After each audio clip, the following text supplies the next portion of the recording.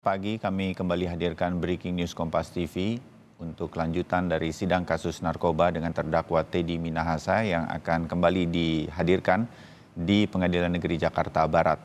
Dan hari ini saudara, kubu terdakwa Irjen Teddy Minahasa berencana akan kembali menghadirkan saksi ahli yang meringankan. Sidang nantinya atau direncanakan dilaksanakan di Pengadilan Negeri Jakarta Barat dan dijadwalkan akan dimulai sekitar pukul 9 waktu Indonesia Barat. Majelis Hakim menginformasikan bila agenda persidangan nanti akan fokus pada pemeriksaan para saksi yang dihadirkan dari kubu Teddy Minahasa atau meringankan.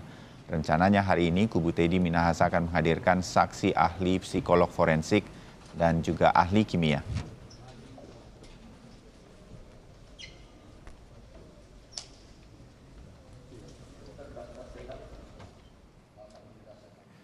Dan saudara, untuk mengetahui apa yang kemudian sudah dipersiapkan di Pengadilan Negeri Jakarta Barat, kita akan menuju jurnalis Kompas TV yang sudah bersiap di Pengadilan Negeri Jakarta Barat atau PN Jakbar, Tifal Solesa. Tifal, selamat pagi. Agenda dari sidang hari ini akan ada pemeriksaan saksi ahli dari kubu Teddy Minahasa atau saksi meringankan. Ada perubahan, Tifal?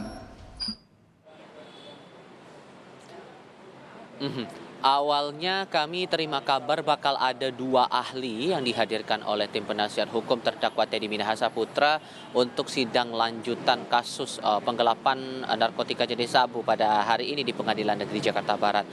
Namun setelah kami coba konfirmasi lagi kepada tim penasihat hukum dari Teddy Minahasa langsung oleh koordinator tim penasihat hukumnya Hotman Paris Hutapea, ia memastikan untuk jadwal hari ini hanya akan ada 1 ahli yang akan dihadirkan, yakni ahli psikologi forensik.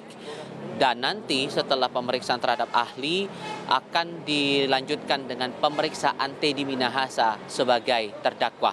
Itu penjelasan yang disampaikan oleh Hotman kepada wartawan sebelum memasuki ruang sidang pada pagi hari ini.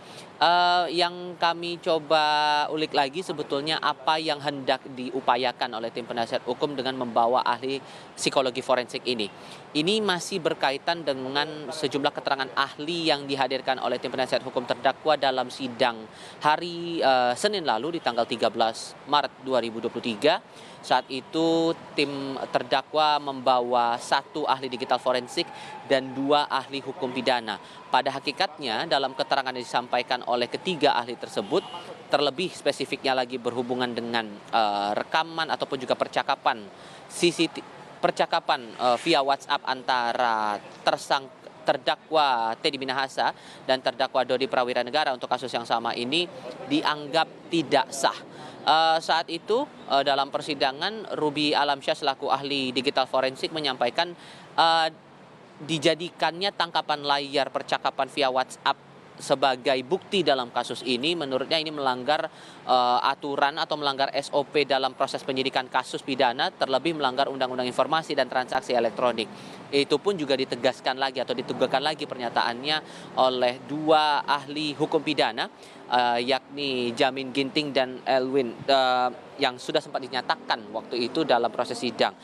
Elwi Daniel dan juga Jamin Ginting menyampaikan bahwa dalam proses mengambil percakapan WhatsApp itu sebagai bukti, mengingat ini merupakan bukti elektronik, harus melewati SOP khusus dan menggunakan perangkat lunak atau software khusus pula yang sudah disiapkan dalam SOP di Kepolisian Republik Indonesia, sehingga menjadikan tangkapan layar itu menurut mereka dalam keterangan di sidang Senin lalu ini dianggap tidak sah.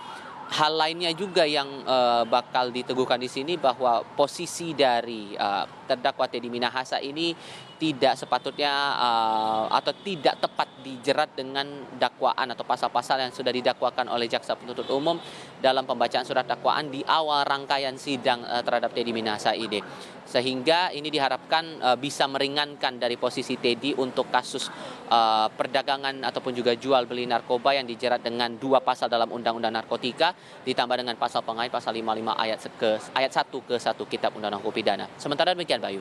Baik, Tifal Solesa, terima kasih laporan Anda dari PN Jakbar. Nanti kami akan kembali lagi ke Anda. Dan